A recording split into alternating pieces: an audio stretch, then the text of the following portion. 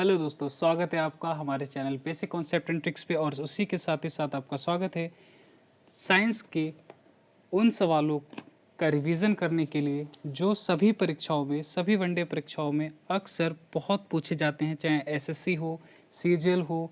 और यूपी में तो इसका एक ट्रेंड सा ही हो गया है कि साइंस से सवाल एक पार्टिकुलर पोर्शन से ही पूछे जाएंगे। तो वो एक पार्टिकुलर पोर्शन कौन सा है जहाँ से आपसे सवाल पूछे जाते हैं, आप इनकी तैयारी कैसे करें, ये हम आपको बताएंगे। लेकिन उससे पहले मैं आपसे कहना चाहूँगा कि आप इस टेस्ट को देने ऐसे ही ना बैठें, अपने हाथ में एक पेन और कॉपी ले लें। और अगर आपके 15 प्रश्न में से 13 या फिर 14 प्रश्न सही होते हैं, तब आप अपनी आने वाली परीक्षाओं जो कि आपके जून और जुलाई में होने वाली हैं, उसके लिए आप बिल्कुल सही दिशा में हैं। अन्यथा आपको हमारे बाकी के पार्ट साइंस के देखना पड़ेंगे, जिससे कि आपकी प्रश्न तैयारी और अच्छी हो सके। तो दोस्तों, साइंस को पढ़ने के लिए हमें एनसीईआरटी क्यों इतनी आवश्यक है, ये टेस्ट ख़त्म होते होते आपको इसके बारे में पूरा अंदाज़ा लग जाएगा। चलिए दोस्तों, टेस्ट को शुरू करते हैं। पहला प्रश्न, निम्नलिखित में से कौन सा मानव में स्त्री जननांग नहीं है? तो स्त्री जननांग अंडाशय भी होता है, अंडवाहिनियाँ भी पाई जाती हैं, गर्भाशय भी होता है, लेकिन पुंकेसर नहीं होता, क्योंकि पुंकेसर पाया जाता है प्लांट्स में। ठीक है, तो इसका आंसर हो जाएगा डी, पुंकेसर। अगला प्रश्न, विच one of the following can not be called amphibian of the plant kingdom? या फिर इसको आप हिंदी में भी पढ़ सकते हैं, किसे वनस्पति जगत का उभयचर नहीं कहा जा सकता? तो दोस्तों, इसका आंसर आ जाएगा आपका स्पायरोगैरा। स्पायरोगैरा को वनस्पति जगत का उभयचर नहीं कह सकते। वनस्पति जगत की बात हो रही, उभयचर एक एनिमल्स में भी होते हैं और प्लांट्स में भी होते हैं। ये किस चीज़ की बात चल रही है? ये प्लांट्स की बात चल रही है। ठीक है, क्वेश्चन नंबर 3 पे आ जाते हैं। निम्नलिखित में से वन उन्मूलन का परिणाम नहीं है। वन उन्मूलन का मतलब होता है कि जिस पेड़ काट देना, जो भी डिफोरेस्टेशन हो रहा है, उस डिफोरेस्टेशन का परिणाम क्या नहीं हो सकता इसमें से आप इंग्लिश में देख ले, अगर आपको हिंदी में समझ में नहीं आता है तो। Increased ground water table, decreased biodiversity, increased soil erosion, या फिर डिक्रीज्ड रेनफॉल। तो दोस्तों, इसका आंसर होगा इंक्रीज्ड ग्राउंड वाटर टेबल, कि पानी का जो स्तर है वो बहुत ही कम होता जा रहा है। तो दोस्तों, इसका आंसर हो जाएगा इंक्रीज्ड ग्राउंड वाटर टेबल। चलते चौथे प्रश्न पे चलते हैं। सामान्य पुरुष में निम्नलिखित गुणसूत्र में से किस में बेमेल युग्म है? तो दोस्तों, इसका आंसर हो जाएगा आपका एक्स गुणसूत्र, क्योंकि ये बेमेल होते हैं। ठीक है दोस्तों, इसके बाद हम आगे चलते हैं।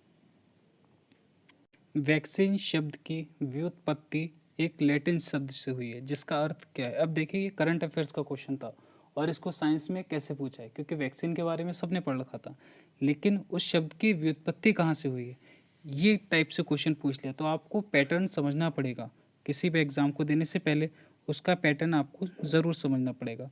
और दोस्तों, आपके पास इसका आंसर करने के लिए 5 सेकेंड है। आप इसका आंसर करके बताएं कि इसमें आंसर क्या होगा। वैक्सीन शब्द की व्युत्पत्ति लैटिन शब्द से हुई थी और जिसका अर्थ होता है गाय। ठीक है दोस्तों, कितने लोगों को ये इसका आंसर पता था, कमेंट में ज़रूर बताएं। अब आ जाता है आपका छठा क्वेश्चन। किसी व्यक्ति दोनों आँखों से बनने वाले प्रतिबिंब के संबंध में निम्नलिखित में से कौन सा कथन सही है? दोनों आँखें वस्तुतः एक ही प्रतिबिंब को देखती हैं, एक आँख वस्तु के आधे भाग को देखती है एवं दूसरी आँख वस्तु के दूसरे भाग को देखती है। ये बी ऑप्शन का मतलब है। दोनों आँखें उनके द्वारा देखे जाने वाले दोनों प्रतिबिंबों को संयुक्त करती है, या फिर ऑप्शन डी, प्रत्येक आँख किंचित भिन्न प्रतिबिंब को देखती है।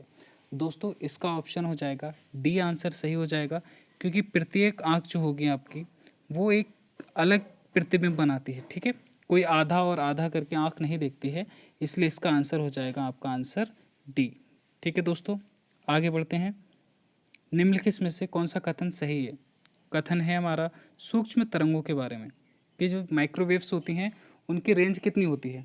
अवरक्त तरंगों और रेडियो तरंगों के बीच की रेंज होती है, या दृश्य तरंगों और अवरक्त प्रकाश के बीच की रेंज होती है, या फिर गामा किरणें और एक्स किरणों के बीच में होती है, या फिर एक्स किरणें और दृश्य तरंगों के बीच में होती है? ये देख ले, इंग्लिश में भी है और हिंदी में भी है। और इस क्लास के पीडीएफ आप हमारे टेलीग्राम चैनल से डाउनलोड कर सकते हैं, ताकि आपको हिंदी में समझ आता है तो आप हिंदी में पढ़ लें, और अगर आपको इंग्लिश में समझ में आता है तो आप इंग्लिश में पढ़ सकते हैं।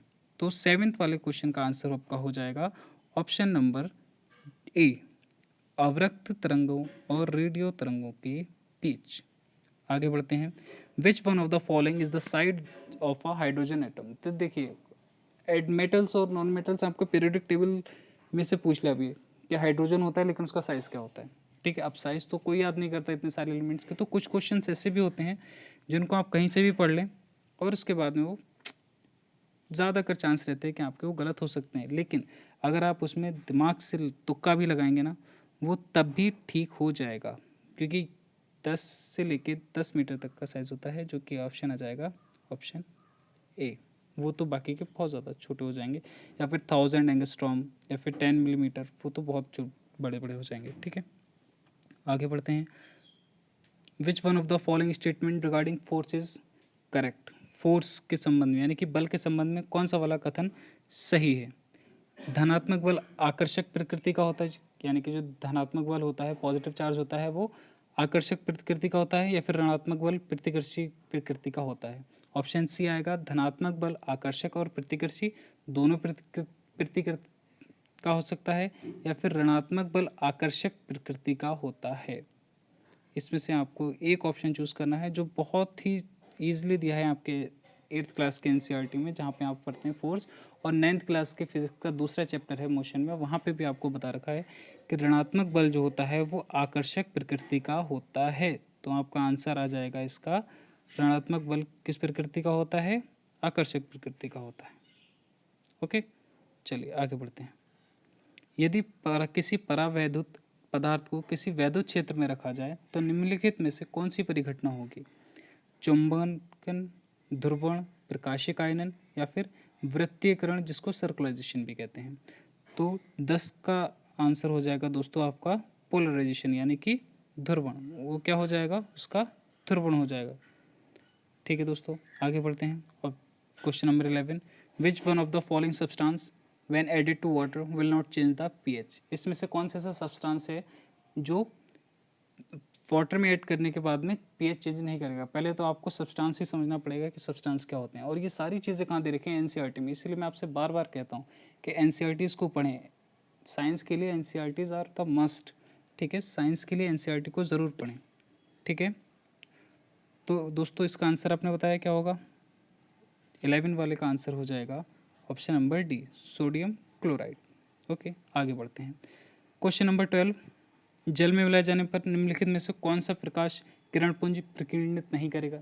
Again it's a 9th class NCERT question, वो भी सिर्फ और सिर्फ सेकेंड चैप्टर का क्वेश्चन है, जहाँ पे आपको हेट्रोजेनस और होमोजेनस विलेन के बारे में पढ़ाया जाता है। वहीं पे आपको ये वाला भी दे रखा है। ठीक है, अगर आप एनसीईआरटी पढ़ेंगे तो देखिए इसमें से कम 15 क्वेश्चन में से 8 क्वेश्चन ऐसे हैं जो डायरेक्ट एनसीईआरटी से लिए गए, और ये मैंने नहीं बनाए, ये ईपीएफओ के लास्ट ईयर पूछे गए क्वेश्चन पेपर के क्वेश्चन है। ये 2020 में ईपीएफओ का जो एग्ज़ाम हुआ था उस क्वेश्चन पेपर के क्वेश्चन है दोस्तों। इसका आंसर हो जाएगा आपका option number A, copper sulphate आपका प्रकाश किरणपुंज प्रकीर्णित नहीं करेगा। दोस्तों आगे बढ़ते हैं। क्वेश्चन नंबर 13, धात्विक जिंक निम्नलिखित में से किसका अपचयन नहीं करेगा। तो अपचयन तो आपको सभी को पता है, बहुत ही ईजी क्वेश्चन पूछ लिया था ये। तो ऑप्शन नंबर हो जाएगा Al3 यानी कि एल्युमिनियम। अब आगे बढ़ते हैं दोस्तों। 14, who among the following discovered proton. तो दोस्तों इसकी एक बहुत ही शॉर्ट ट्रिक है जिसके लिए आप इस चैनल से जुड़े हुए भी हैं। तो दोस्तों इसकी एक शॉर्ट ट्रिक होती है, ईट पर ना चे। ईट यानी कि इलेक्ट्रॉन की खोज की थी जे थॉमसन ने, ई से इलेक्ट्रॉन, टा से थॉमसन, पा से प्रोटॉन, रा से रदरफोर्ड। ईट पर और ना चे, ना से न्यूक्लियस और चे फॉर चैडविक्स। तो ईट पर नाचे हो जाएगा आपका इसकी शॉर्ट ट्रिक। तो दोस्तों आप बता दें, पी यानी कि प्रोटॉन यानी कि पा, और रा से क्या आ जाएगा आपका रदरफोर्ड। तो दोस्तों आपका आंसर क्या हो जाएगा इस पे, एंस्टन रदरफोर्ड। क्वेश्चन नंबर 15, समीकरण संतुलित करने के हैं। तो दोस्तों ये क्वेश्चन है कि इसको संतुलित करना है। तो दोस्तों इसका आंसर आप कमेंट बॉक्स में करके बताएंगे कि इसका आंसर क्या होगा। तो दोस्तों आप लोगों के कितने क्वेश्चन सही गए हैं उस हिसाब से पहली बात तो ये कमेंट में बताइए कि आपके 15 में से कितने प्रश्न ठीक गए हैं। उसके अलावा अगर आपके प्रश्न कम सही गए हैं या फिर आपने क्वेश्चंस पहली बार पढ़े हैं तो दोस्तों इनको एक बार वीडियो को दोबारा ज़रूर देख लीजिए, इन प्रश्न को याद कर लीजिए क्योंकि बहुत बहुत इंपॉर्टेंट क्वेश्चंस हैं। और दोस्तों इस वीडियो का सेकंड पार्ट कल शाम 4 बजे अपलोड कर दिया जाएगा, उसे भी देखें और हमारे चैनल को सब्सक्राइब करें। Thank you.